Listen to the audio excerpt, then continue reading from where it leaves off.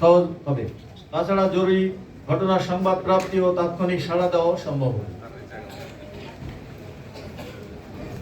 জনসংখ্যা এবং নগরায়নের দ্রুত বৃদ্ধি, অপরাধ প্রবণতা, যানবাহন চলাচল বৃদ্ধি, থানা থেকে দূরত্বজনিত সীমাবদ্ধতা, দ্রুত সাড়াদানের প্রয়োজনীয়তা এবং জনগণের সেবা গ্রহণে অনীহা, এই সকল বিষয় বিবেচনা করে খিলক্ষেত থানাধীন 300 ফিট এক্সপ্রেসওয়ে এলাকায় একটি পুলিশ ফাঁড়ি স্থাপন অত্যন্ত গুরুত্বপূর্ণ ও সময় উপযোগী উদ্যোগ। আমরা একটি আধুনিক, জনবান্ধব, প্রযুক্তি নির্ভর পুলিশিং ব্যবস্থার দিকে এগিয়ে যাচ্ছি। পুলিশি সেবাকে জনগণের দোরগোড়ায় পৌঁছে দেওয়ার বিষয়ে আমরা দৃঢ় প্রতিজ্ঞ। এই ফাঁড়ি তারই ধারাবাহিকতার একটি অংশ। আমরা বিশ্বাস করি জনগণ ও মিডিয়ার সহযোগিতা ছাড়া কোনোভাবে টেকসই আইন শৃঙ্খলার উন্নয়ন নিশ্চিত করা সম্ভব নয়। তাই সকলের প্রতি আহ্বান, পুলিশকে সহযোগিতা করুন, তথ্য দিন, নিরাপদ সমাজ গঠনে অংশগ্রহণ করুন।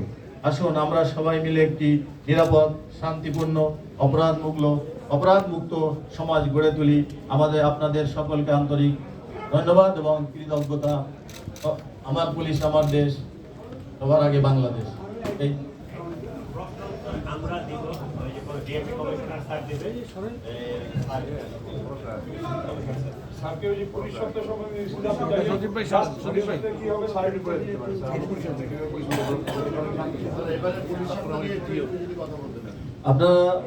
আপনাদেরকে অনেক অনেক ধন্যবাদ। গুরুত্বপূর্ণ প্রশ্ন উত্থাপন করেছেন।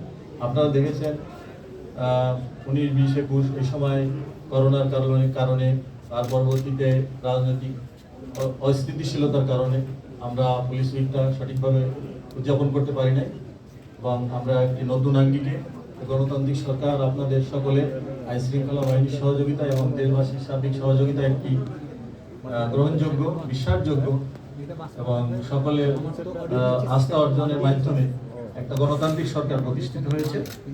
এই নতুন সরকারের আমলে প্রথম আমাদের পুলিশ উইক, এবং আপনারা জানেন পুলিশেরও যে আমাদের একটা বিশৃঙ্খল অবস্থা ছিল, সেটা অনেকাংশে আমরা গুছিয়ে আনতে সক্ষম হয়েছি।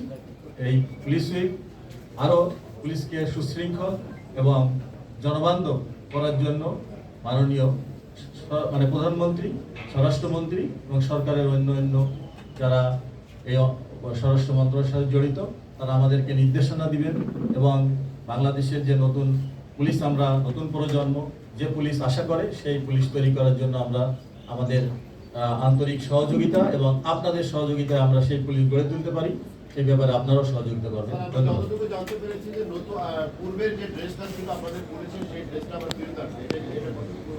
অ্যাকচুয়ালি এটা পূর্বের ড্রেস বলা যাবে না, একটু চেঞ্জ আছে।